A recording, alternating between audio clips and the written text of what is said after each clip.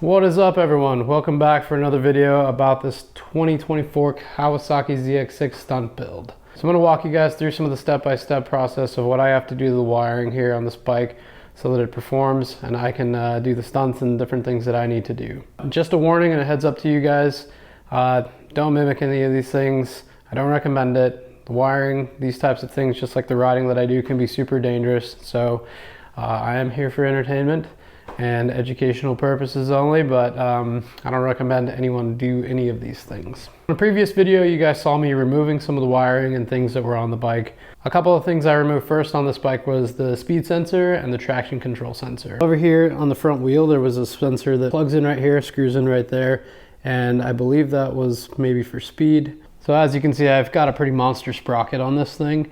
And with that sprocket, my speedometer is way off, and I don't ride this bike on the street or anything, so I didn't really need to see just wacky numbers that didn't make any sense. So taking the speed sensor off wasn't really a big issue. So my bike's not trying to figure out why that's not working, is because it's been disabled in the ECU with programming. I don't have to worry about it, so I just got rid of the cable altogether. So typically here on the left side handlebar, you would have your housing that's got the switch for your turn signals, high beams, your passing light, all that kind of stuff, but we don't need that. Not using turn signals. I'm not worried about any of that kind of stuff. So we ditched that to make some room on the bars because we need space for the handbrake and this clutch at the same time on the left side. So got rid of that. But the one thing that you do have to worry about if you want it is the clutch sensor. So there's no clutch sensor on this Impact Tech lever, and therefore you have to kind of trick the computer, trick the bike into thinking that the clutch is pulled in so that the bike would start in gear. So once you unplug that housing, you have to figure out which wires would be the ones that would be touching if you were pulling in that clutch, and you end up jumping them together. I just use a little paper clip, you can see it at that angle, and jump it, and then I tape these all up. There is a company called the Six Shop. They do make a plug that is the opposite of that one, and it's already jumped. You can just plug it right in without having to worry about figuring out which wires go to which, and it just kind of cleans that up. All right, so some of you guys might have noticed when I showed you this triple tree that there is no ignition anymore. So one of the reasons why I eliminate the ignition is because when I kick my legs through here doing tricks and stuff, in the past I have swept my leg right by the key, kicked it off, slammed down in a wheelie, gone over the handlebars, all kinds of nasty stuff. So to eliminate that issue, we just get rid of it. So getting rid of the ignition requires a special harness that I'll show you in a second, but this housing here with your on-off switch just becomes your key now. So flip that on, everything turns on, and what I do so that I can eliminate the possibility of kicking this thing, shutting the bike off, is I just leave it loose and I rotate it on the bar here. So I still have easy access to it. If I just reach over, turn it on, I can still start the bike super easy. So down here you would have your ignition plug. And then over here you have your two plugs that come off of that housing that I just showed and plug into the harness.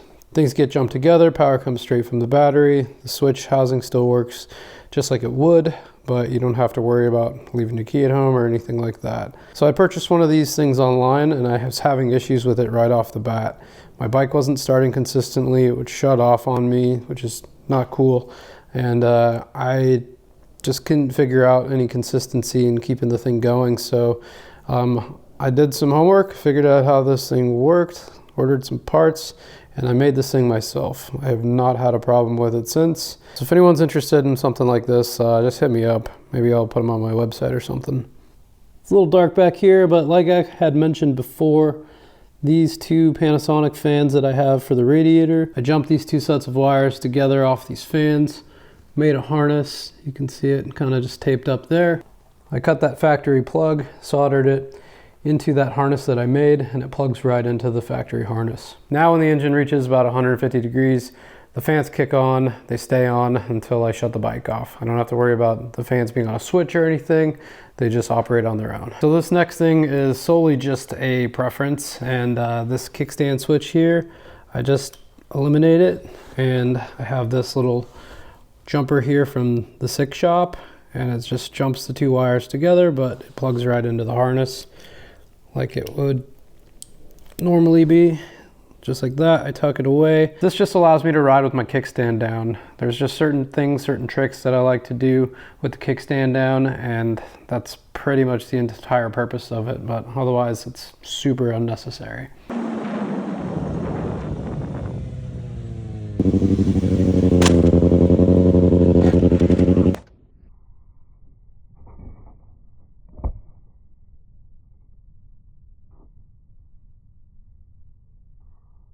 So this little guy right here is a tip over sensor.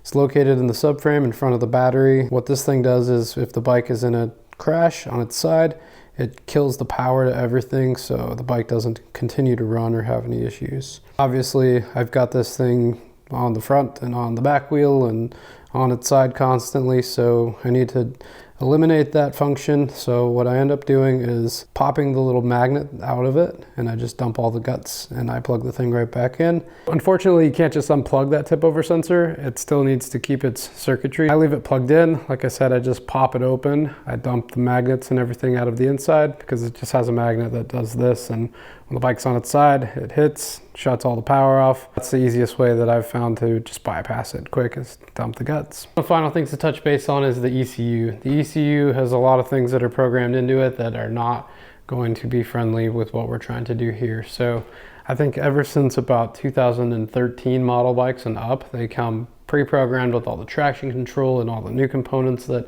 come on these bikes. If you start unplugging that stuff, it doesn't mean it just goes away. The ECU is still looking for it. It's still trying to compensate for it being gone. It's going to put the bike into limp mode. It's going to do a bunch of different things to start freaking out. So you can't really do anything about that. Like when I first started riding this bike and I unplugged that stuff, it wouldn't idle steady. It was all over the place. It would cut cylinders. It was doing all kinds of funky stuff, and it's a little sketchy to ride. It wasn't until I had the thing flashed that everything started working proper. The idle started functioning proper and just was smooth all the time. Bike had good power. Basically almost like put a tune on it as well to compensate for the exhaust. This thing runs really well. It idles very smooth. I have zero issues with it, but a lot of people hit me up and they start asking, hey, why is my bike running funny? I built it, I did all these things, and the ECU, there's just no way around it. You have to find somebody that can flash it for you, and it makes a big difference. I think it cost about 200 bucks or 250 bucks or something like that to get the ECU flashed. All right guys, that's pretty much going to sum up this video. Covers all the bases of pretty much all the necessary wiring to turn this thing into a stunt bike. Hope you guys learned something today. I think the next thing that we're going to showcase is the controls. We'll talk about clip-ons, we'll talk about subcages, rear sets, those types of things. Then I think we'll be on to our final video, which is frame and body work. We'll talk about the modifications to the body work, we'll talk about the frame, subframe, things like that, necessary steps it's going to take with those things.